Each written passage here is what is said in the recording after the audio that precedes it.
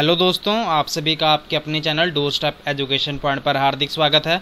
उम्मीद है आप सब अच्छे होंगे। अगर आपने अभी तक इस चैनल को सब्सक्राइब नहीं किया है तो इस चैनल को सब्सक्राइब कर लें।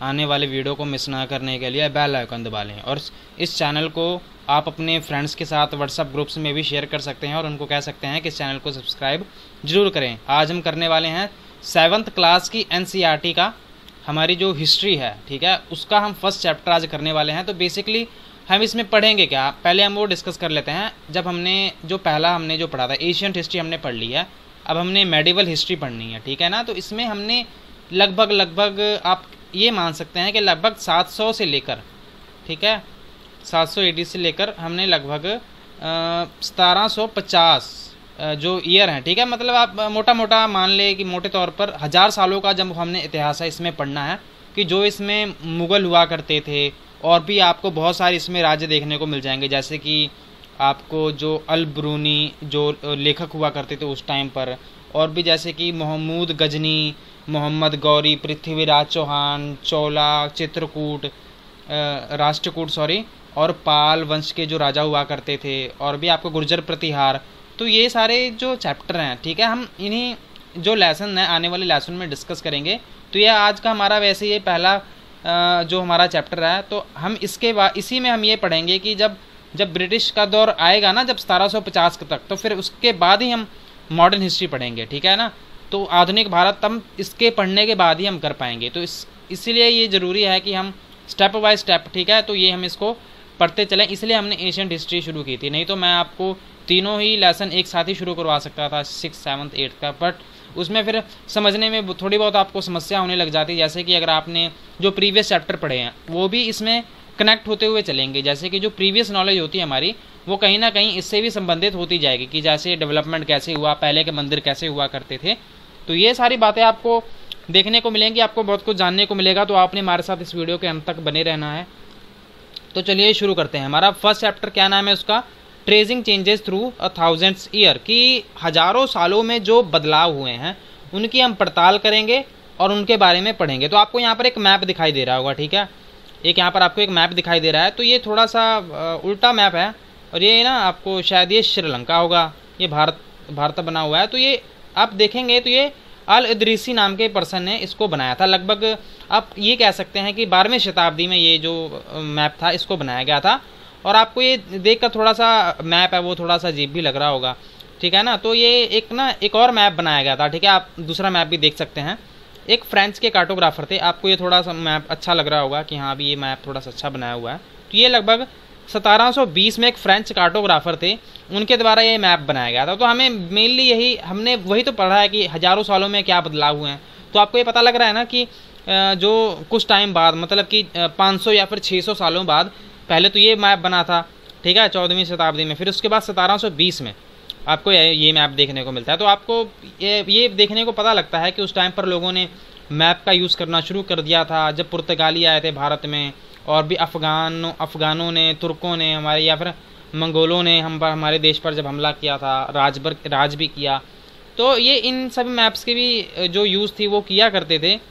और यहाँ पर हम देख लेते हैं कि यहाँ पर आपको कनौज की एक प्लेस मिलेगी जो कि उसकी भी बहुत ही ज़्यादा सिग्निफिकेंस हुआ करती थी। उसके बारे में भी हम चैप्टर 2 में देख लेंगे, जो कि अभी हाल ही में आपको उत्तर प्रदेश में देखने को मिलता है। तो ठीक है, तो आपको ये 600 अगर आप साल बाद देखें तो आपको ये दोनों मैप्स में कितना ज़्यादा डिफरेंस देखने को मिलता है, ठीक है ना।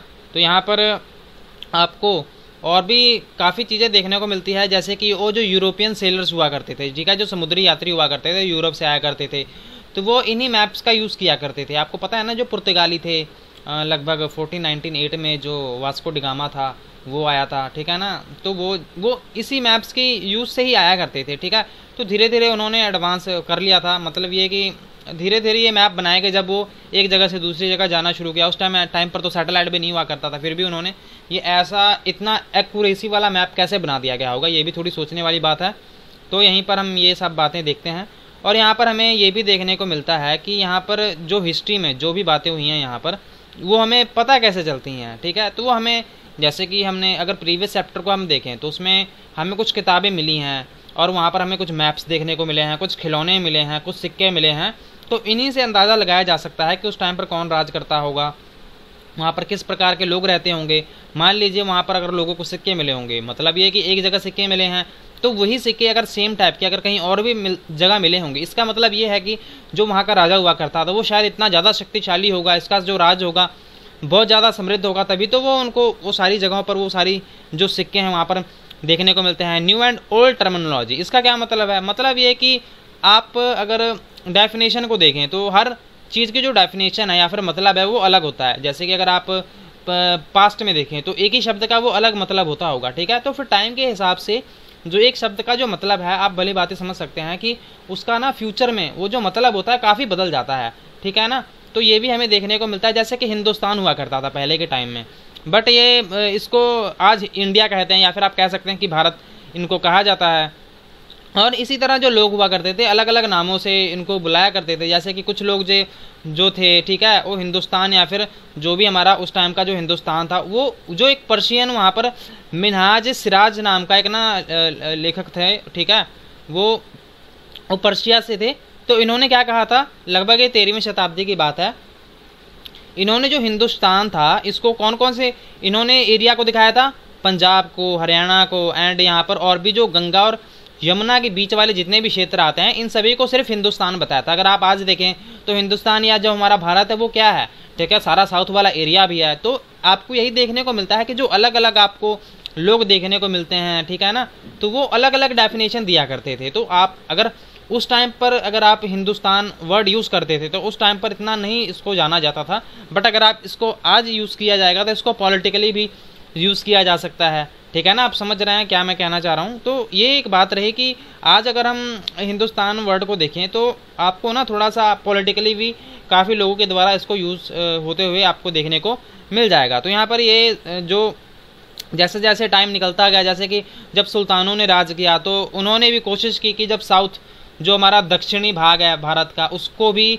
अपने राज्य के विस्तार में लाया जाए। आप जैसे कि देख सकते हैं जो बाबर था उसने हिंदुस्तान शब्द का जो प्रयोग किया, उसने काफ़ी जो हमारे भाग थे उनको भी उसमें शामिल करने की उन्होंने कोशिश की थी। जैसे कि जो वहाँ पर था ना वे मिनहाज सिराज, ठीक है, मिनहाज सिराज ने क्या किया था, उसने तो सिर्फ थोड़े से जो एरिया थे, ठीक है, उसको हिंदुस्तान जो था वो दिखाया कि हाँ ये हिंदुस्तान है। बट अगर हम आज देखें तो ये कितना बड़ा हमारा भारत है। तो यहाँ पर एक अमीर खुसरो नाम का भी एक व्यक्ति हुआ करता था, इसने हिंद शब्द का यूज़ किया था, ठीक है ना। तो ये सारी बातें हमें यहाँ पर ये देखने को मिलती हैं इसमें। और यहाँ पर हिस्ट्रीज़ में अगर हम देखें, ठीक है, जो इतिहासकार हैं वो भी उनको भी ना बड़ा ही कोई शब्द अगर यूज़ करना होता है तो उनको बड़ा ही शब्द ध्यान से यूज़ करना पड़ता है।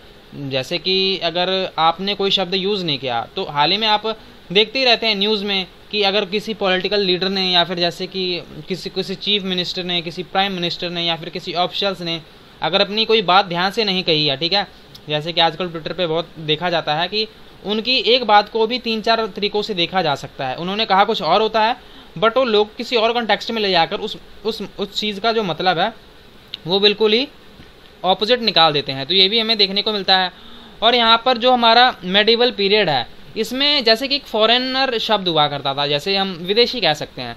तो अगर मैं आपसे पूछूं कि विदेशी शब्द क्या होता है, विदेशी कौन होते हैं, जो हम फॉरेनर्स कहते हैं तो कौन होते हैं, तो आप कहेंगे कि जो भी जैसे कि कनाडा के नागरिक हैं या फिर अमेरिका के हैं, यूएसए के या फिर Russia, China, Indonesia, Malaysia, Britain, France, Italy, ठीक है, यहाँ से जितने भी लोग आएंगे, मतलब ये कहने का कि भारत से जो वो लोग ना हो, इवन नेपाल के लोग या फिर बांग्लादेश के लोग भी वो क्या है हमारे लिए फॉरेनर्स ही हैं, ठीक है, विदेशी लोग ही हैं।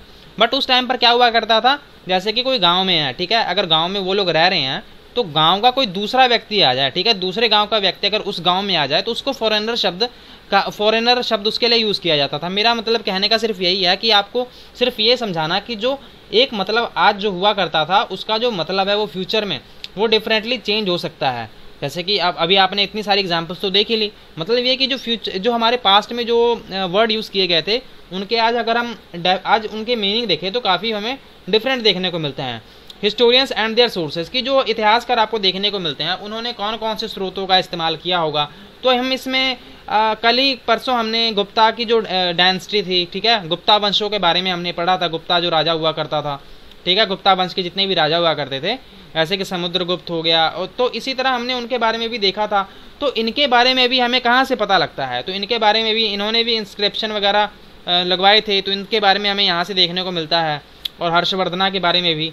तो ये जो हमारा इसमें जो हमने रफली जो पीरियड पढ़ना है वो 700 से लेकर 1750, वही मोटे तौर पर 1000 साल का हमने इसमें इतिहास पढ़ने की कोशिश करेंगे। और यहाँ पर आपको बहुत सारी यहाँ पर चीज़ें दिखती हैं इतिहास में, जिनसे हमें, जैसे कि इंस्क्रिप्शन हो गया, या फिर आपको कोई किताबें हो गई, या फिर पांडुलिपियाँ, या फिर आपको सिक्के हो गए। तो इन्हीं सभी चीज़ों की मदद से आपको ये जो इतिहास के बारे में आपको ये सारी जानकारियाँ देखने को मिलती हैं। मतलब ये जितना भी आपके सामने इन्फॉर्मेशन प्रोवाइड की जा रही है, ये सभी क्या ये सभी कहीं ना कहीं से तो आपको मिली होंगी ना। तो ये किसी इतिहासकार ने, जिन्होंने ये किताब लिखी है, तो वो किसी ना किसी प्रूफ पर ही तो लिखी है। जैसे कि उसमें शब्द तो उन्होंने अपने ही जोड़े हैं, बट उन्होंने सबूत भी तो यूज़ किया है, जैसे कि अल-बिरूनी हो गया, और भी बहुत सारे आपको लोग हो जाएंगे जो उस टाइम पर लिखा करते थे, ट्रैवलर्स हुआ करते थे। तो उनकी ही मदद से आपको यहाँ पर ये सारी चीज़ें देखने को मिलती हैं। और यहाँ पर एक बात कही हुई है पेपर की, जैसे कि आप अगर पहले वाले टाइम में देखो तो यहाँ पर एक एग्जाम्पल दिया हुआ है कि लगभग 13वीं शताब्दी की बात है कि यहाँ पर विद्वान हुआ करते थे, उनको ना एक कॉपी बुक चाहिए थी। तो उन्होंने क्या किया, उनके पास कोई पेज ही नहीं था, तो उन्होंने क्या किया, जो मैन्युस्क्रिप्ट होती है ना, जो पांडुलिपियाँ होती हैं, उसको उन्होंने धो दिया शायद, तो उसको ही इस्तेमाल कर लिया। तो ये हमें पता लग रहा है कि उस टाइम पर फिर ऐसी काफ़ी चीज़ें होंगी जो हमें नहीं देखने को मिल रही हैं, जिसके कारण जो हमारा इतिहास का जो ज्ञान है वो भी थोड़ा सा अधूरा ही रह जाता है। क्योंकि हमें बहुत सारी चीज़ें हैं, वो अंदाज़ा तो हम लगा सकते हैं, बट हमें कई ऐसी चीज़ें हैं जिनका एक्यूरेसी से हमें ज्ञान नहीं मिल पाता। ठीक है ना। तो ये भी एक बात रही थी। और यहाँ पर हमें ये भी देखने को मिलता है कि एक आर्काइव्स होते थे। ठीक है, आर्काइव क्या होते हैं, अब इसको हिंदी में हम अभिलेखागार कह सकते हैं। तो यहाँ पर जैसे कि अगर कोई भी किताब है, ठीक है, कोई भी धार्मिक या फिर पवित्र किताब है, या फिर कोई भी टीचिंग हो सकती है, शिक्षाएं जो होती हैं, या फिर पत्र हो सकते हैं, या फिर जो रूलर्स होते हैं उनकी प्रोक्लेमेशन होती हैं, जो घोषणाएं की जाती हैं, तो उनको कहीं ना कहीं तो लिखा ही जाता होगा, या फिर जुडिशल रिकॉर्ड्स होते हैं जो, ठीक है, जो न्यायिक तौर पर जो लोगों के न्याय के लिए जो फैसले लिखे जाते थे। तो ये सभी जो चीज़ें एक जगह पर इकट्ठी करके सेफ जगह पर रखी जाती थी कि इनको बाद में भविष्य में यूज़ किया जा सके, उनको आर्काइव्स कहते थे। ठीक है ना, आर्काइव्स, इनको हिंदी में अभिलेखागार कहा करते थे। तो यहाँ पर आपको जो मैन्युस्क्रिप्ट मिलती हैं, यहाँ पर इनको काफ़ी जानकारियाँ यहाँ पर आपको यहाँ से देखने को मिलती हैं। और यहाँ पर जो आप समझ ही रहे हैं कि उस टाइम पर जो प्रिंटिंग प्रेस होती थी वो तो अंग्रेज़ों के टाइम में डेवलप हुई थी ना। तो यहाँ पर जो प्रिंटिंग प्रेस थी वो तो इतनी डेवलप थी नहीं, मतलब ये कि उस टाइम पर इसका भी विकास हुआ ही नहीं था, इसकी खोज हुई नहीं थी। तो ये ऐसे ही लोग हुआ करते थे, तो एक दूसरे की कॉपी किया करते थे। जैसे कि मान लीजिए आप कभी तो आपने स्कूल का होमवर्क जरूर किया होगा, या फिर कॉलेज में आपने कभी किसी से कॉपी तो किया होगा ना कि चलो भी मुझे किताब दे देना, मैं जो भी है मैं लिख लूँगा। तो आप क्या करते हैं, अगर आपको वहाँ से कुछ समझ ना आए तो वो आपका दोस्त क्या कहता है, आपका दोस्त तो यही कहेगा ना कि यार अपने आप ही जैसे जैसे ये अक्षर बने हुए हैं वैसे वैसे बना दे। ठीक है, मुझे भी नहीं पता क्या लिखा हुआ है, सम टाइम कभी हो सकता है। तो आप क्या करेंगे, आप कहेंगे नहीं यार मैं तो अपने आप ही लिखूंगा। फिर आप अपने हिसाब से आप अंदाज़ा लगाएंगे कि अच्छा यार उसने ऐसा लिखा था, तो मैं ना अपने अंदाजे से लिख लेता हूँ, शायद यहाँ पर ये शब्द लिखा होगा। ठीक है ना, तो ये बात आपको समझनी पड़ेगी कि उस टाइम पर अगर आप इन बातों को आज कॉरिलेट करें तो आपको नहीं लगता कि जो इतिहास होगा शायद दूसरे पर्सन ने कुछ और लिखा हो, और जो उससे कॉपी कर रहा होगा तो वो उससे काफ़ी डिफरेंट लिखने की कोशिश करेगा। मतलब ये कि डिफरेंट लिखने की कोशिश तो नहीं करेगा, बट वो सोचेगा ना कि यार यहाँ पर मुझे समझ तो आ नहीं रहा, पर अब मुझे खुद का अपने आप ही लिखना पड़ेगा। तो ये बात एक रही।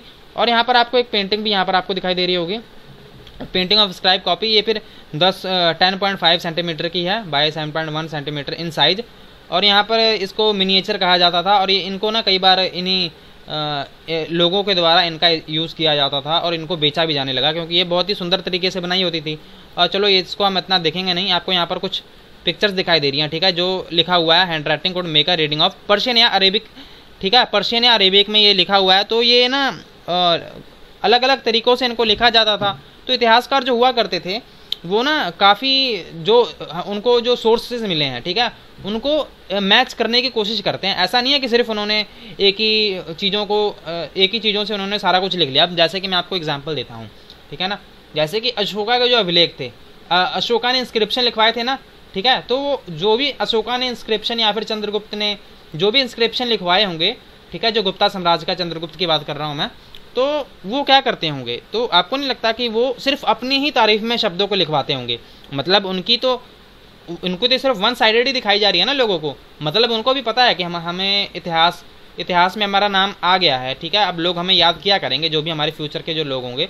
तो आप भी तो समझ सकते हैं कि वो अपनी सिर्फ तारीफ वाली जो शब्दें होती थी, जैसे कि अंग्रेज हुआ करते थे। अंग्रेज क्या करते थे, अंग्रेज सिर्फ अपनी तारीफों में शब्दों को दिखाया करते थे, जैसे कि खुद लूटपाट मचाया करते थे और पेंटिंग्स में दर्शाते थे कि ये जो गरीब लोग हैं या फिर जो भी ये जो लोग हैं हमें ही लूट रहे हैं, हमारी पिटाई कर रहे हैं।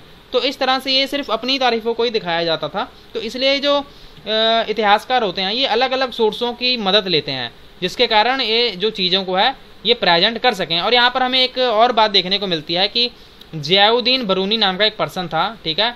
इन्होंने क्या लिखा था, इन्होंने अपना एक फर्स्ट क्रॉनिकल लिखा था 1356 में, और उन्होंने दूसरा 2 साल बाद लिखा था, ठीक है ना। तो उन्होंने ये 2 क्रॉनिकल लिखे थे। उसके बाद क्या हुआ, जो हिस्टोरियंस थे उनको पहला वाला तो मिला ही नहीं, फिर उनको ना फर्स्ट वर्जन अंटिल द 1960 कि उनको पहला वाला नहीं वर्जन मिला, उनको दूसरा वाला वर्जन मिला। जो वो दूसरा वाला वर्जन था वो पहले वाला वर्जन तो काफ़ी टाइम तक गुम रहा, और दूसरे वाला वर्जन उनको 1960 में अंटिल द 1960 की भाई उनको जब मिल गया था। तो ये जो फर्स्ट वर्जन था, फर्स्ट वर्जन अंटिल द 1960 की, 1960 के बाद ही उनको जो फर्स्ट वर्जन था वो भी उनको मिला। तो उन्होंने तो अपने हिसाब से जो उनको फर्स्ट वाला जो मिला, ठीक है, फर्स्ट वाला सॉरी नहीं, जो उनको सेकंड वाला जो वर्जन था वो मिला, तो उन्होंने उसके हिसाब से इतिहास लिख दिया। बट जब उनको पता चला कि अच्छा यार ये तो फर्स्ट वर्जन वाला भी है, तो वो उनको लिखने में कितनी समस्या होती होगी, है ना। तो वो एक दूसरे से कनेक्ट करते होंगे, यार अच्छा ये हमें ना 2 डॉक्यूमेंट मिले हैं, तो इनको हम ना मैच करके जो भी हमें आंकड़े मिल रहे हैं उनके हिसाब से लिखेंगे।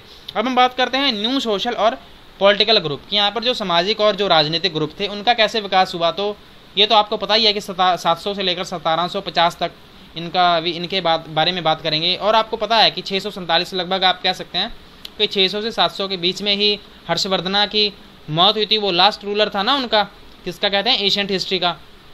तो ये एक बात थी। और यहाँ पर आपको बहुत सारे चैलेंजेस देखने को मिलते हैं इतिहास में, कि कैसे कि यहाँ पर आपको ना अलग अलग टाइम मिलता है, ठीक है। जैसे कि यहाँ पर आपको at different moments in the period new technology made their appearance like the Persian wheels in irrigation, कि आपको यहाँ पर बहुत सारा विकास देखने को मिलता है। जैसे कि इरिगेशन के लिए, ठीक है, खेती बाड़ी के लिए आप उनका जो व्हील्स होते हैं, ठीक है, उनका आविष्कार कर लिया गया था।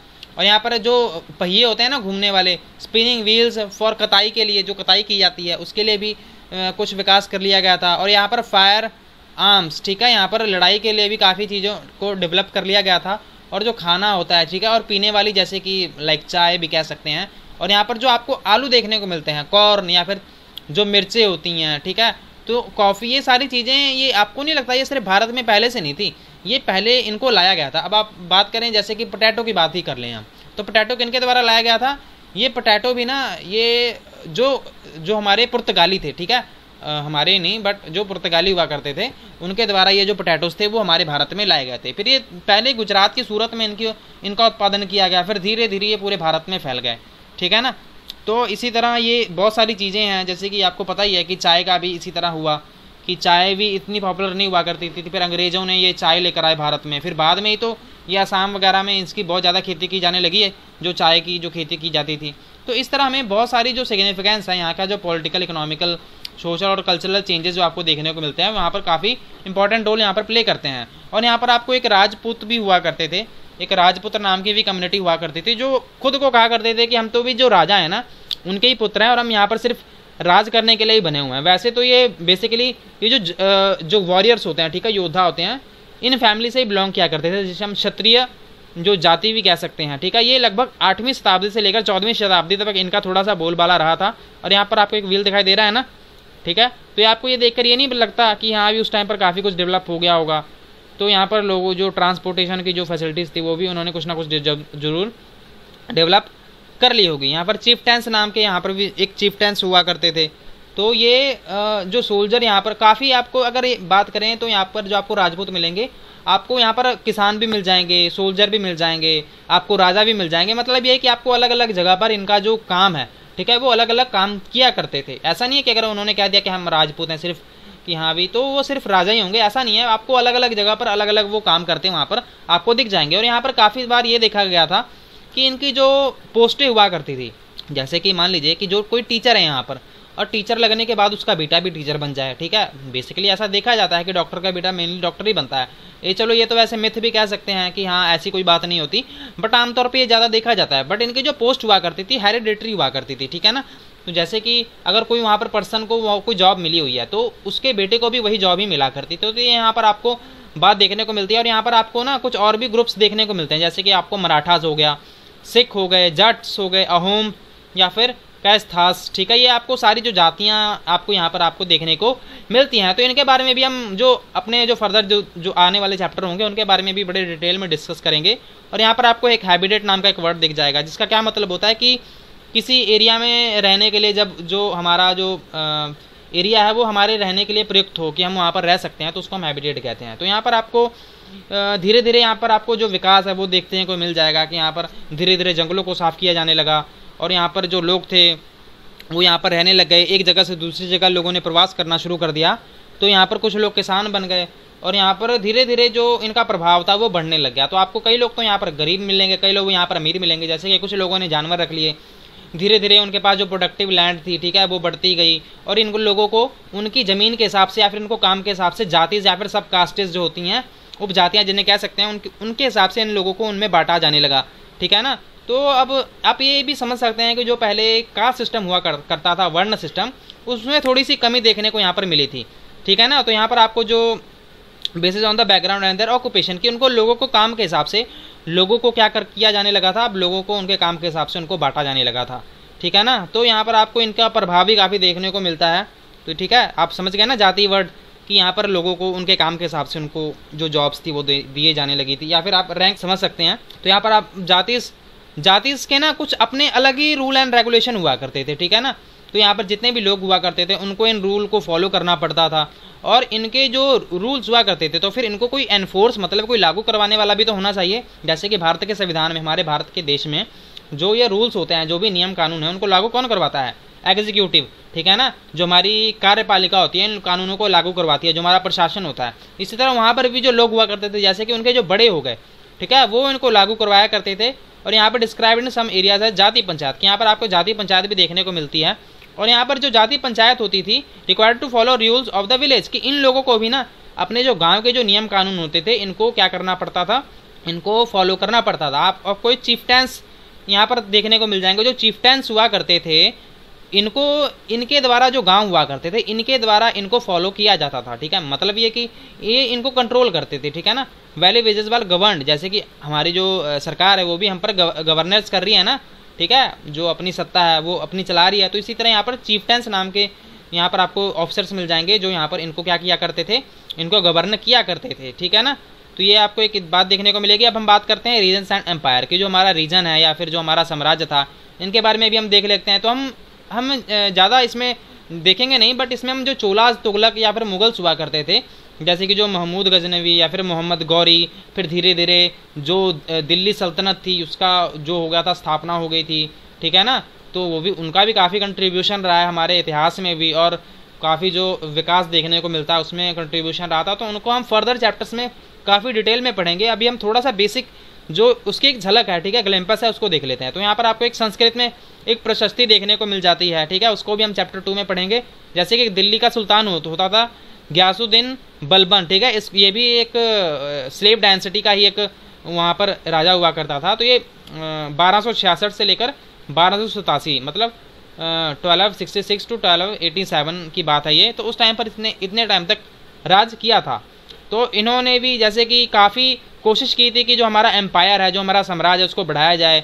जैसे कि यहाँ पर आपको देखने को मिल रहा है ना, जैसे कि इन्होंने जो बंगाल से लेकर जो अफ़गानिस्तान वाला एरिया है, जहाँ पर गजनी एक जगह मिलती है आपको, तो जो महमूद गजनी था वो वहीं से तो आया था। तो ये इन्होंने बहुत सारी कोशिश की कि हम ना जो अपना एरिया है इसको यहाँ तक बढ़ाएं, जो अपने राज्य का जो विस्तार है, ठीक है, जैसे कि आपको दिख रहा है ना, ये बड़ी कोशिश की कि इनको ना हमने पूरा भी अपने राज्य में सारा कुछ ही शामिल कर लें। और ये इन्होंने कोशिश की कि जो साउथ वाला एरिया है इसको भी अपने राज्य में शामिल कर लिया जाए। तो ये सारी बातें भी हमें देखने को मिलती हैं। जैसे कि यहाँ पर आपको रीजन मिलेंगे, जैसे गौड़ा, आंध्रा, केरला, कर्नाटका, महाराष्ट्र, गुजरात। तो ये सारे आपको यहाँ पर चीज़ें देखने को मिलती हैं। और यहाँ पर आपको एक लैंग्वेज का भी एक बात देखने को मिलेगी कि यहाँ जो लैंग्वेज हुआ करती थी, अमीर खुसरो ने बताया है, 1318 की बात है ये, ठीक है। अमीर खुसरो बताते हैं कि यहाँ पर आपको सिंधी, लाहौरी, कश्मीरी, ठीक है, और यहाँ पर आपको एक दवारसा मुद्री, ये साउथर्न कर्नाटका में बोली जाती थी, तेलंगानी लगभग आंध्र प्रदेश में बोली जाती थी, गुजरी गुजरात में, महाबरी तमिलनाडु में, गौरी बंगाल में, अवधी आपको उत्तर प्रदेश में, और हिंदवी, ये आपको अराउंड दिल्ली वाले साइड में आपको देखने को मिल जाती है। तो अमीर खुसरो यही बताता है कि यहाँ पर आपको अगर देखेंगे ना ध्यान से, तो आपको ये जो संस्कृत लैंग्वेज है वो किसी भी रीजन से बिलोंग करती नहीं थी। मतलब ये कि जो संस्कृत लैंग्वेज हुआ करती थी ये काफ़ी ओल्ड लैंग्वेज थी, मतलब ये आम लोगों के द्वारा नहीं बोली जाती थी, इनको मेनली ना जो ब्राह्मण हुआ करते थे वही बोला करते थे। अब बात करते हैं कि 700 से लेकर 700 जो टाइम था, 700 AD का जो टाइम था, 700 ईस्वी का, तो यहाँ पर आपको बहुत सारे रीजन में आपको ना जो geographical dimension and on their on language and cultural characteristics, तो इस टाइम के बाद आपको ना काफ़ी ये भी देखने को मिल जाता है, जैसे कि चोलाज, खलजी, तुगलक, ये भी आपको स्लेव डेंसिटी के ही जो राजा हैं वो मिल जाएंगे। फिर उसके बाद जो मुगल आ गए थे, ठीक है, इनको भी हम फर्दर चैप्टर में अच्छे से डिस्कस करेंगे। तो ये सारी यहाँ पर बातें थी। अब हम देखते हैं कि जो मुगल एम्पायर था वो फिर धीरे धीरे ना 18वीं शताब्दी के बाद, ठीक है, लगभग 1750, हमने यही तो पढ़ा है ना कि लगभग 700 से लेकर 1750 का हम इसमें इतिहास पढ़ेंगे।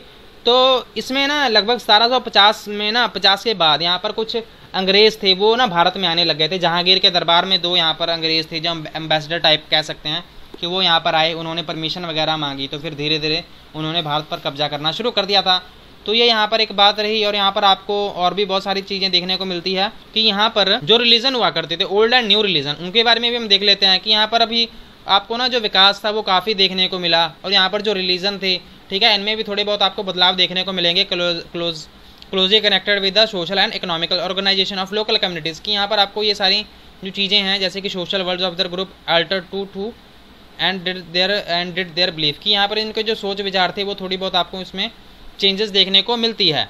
और यहाँ पर ना कुछ लोग हुआ करते थे, जैसे कि यहाँ पर इनको कुछ बदलाव देखने को मिले हिंदुज़म में कि उन्होंने नए देवी देवताओं की पूजा करनी शुरू कर दी, उन्होंने नए मंदिर बनवाने शुरू कर दिए। इसी तरह ये जो ब्राह्मण्स हुआ करते थे, जो प्रीस्ट, जो हम जिसे हम पुरोहित कह सकते हैं, ठीक है, तो इनका भी जो सोसाइटी में जो इज्जत थी वो थोड़ी सी ज़्यादा बढ़ने लगी, इनका जो प्रभाव था वो भी बहुत ज़्यादा बढ़ने लग गया था। इनकी जो नॉलेज हुआ करती थी, इनकी जो जानकारियाँ होती थी संस्कृत की, इन्होंने ना जो ब्राह्मण्स को बहुत ज़्यादा रिस्पेक्ट दिलवाई सोसाइटी में कि यार उस ब्राह्मण को तो संस्कृत भी आती है। तो इसी तरह इनको ना बहुत ज़्यादा रिस्पेक्ट दी जाने लगी थी संस्कृत की वजह से। तो ये भी यहाँ पर एक पैटर्न्स हुआ करते थे, ठीक है। पैट्रन, इसका क्या मतलब था कि ये बहुत ही ज़्यादा अमीर लोग हुआ करते थे, वो ना एक दूसरे पर्सन की जो सपोर्ट किया करते थे।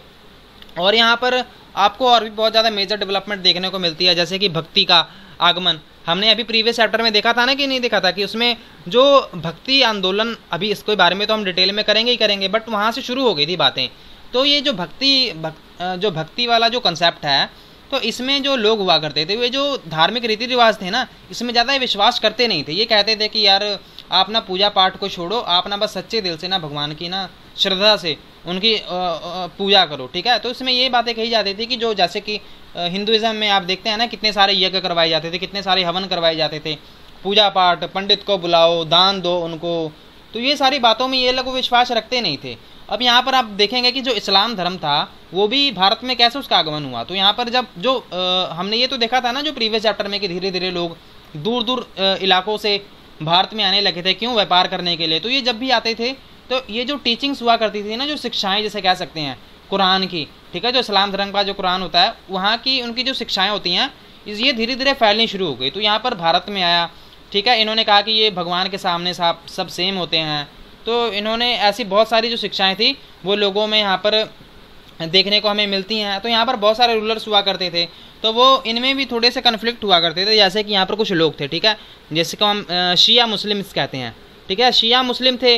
वो तो कहते थे कि जो हमारा प्रॉफिट मोहम्मद है, ठीक है, उसका जो दामाद है हम तो उसको मानते हैं, ठीक है। बट जो एक अली वहाँ पर हुआ करते थे, ठीक है, उनको कहा जाता था कि नहीं नहीं यही खलीफा हैं, हम तो इनकी पूजा करेंगे, एक टाइप का आप ऐसा समझ सकते हैं कि वो इनमें विश्वास रखते थे। तो इनमें भी दो बट गए थे, बाद में इनको चलो सुलह तो हो गई थी। तो इनके बारे में भी हम डिस्कस कर लेंगे हमारे नेक्स्ट चैप्टर्स में। अब हम बात करते हैं thinking about time and historical periods की। ये जो हमें जितना टाइम हमने देखा तो इसमें हमने क्या विचार, जो समय है, हिस्टोरिकल पीरियड्स है, इसके बारे में भी थोड़ा सा देख लेते हैं कि जो इतिहासकार हैं वो जो हमारा इतिहास का जो पीरियड है वो किस तरह से बांटते हैं। अगर हम देखें तो ये जो कुछ इतिहासकार हैं, अगर आप ब्रिटिश इतिहासकारों की ही बात कर लें, कुछ ब्रिटिश जो लेखक हैं, जो ब्रिटिश इतिहासकार, वो क्या कहते हैं, जो भारत का जो इतिहास है उसको हिंदू, मुस्लिम और ब्रिटिश में बांटते हैं, ठीक है ना।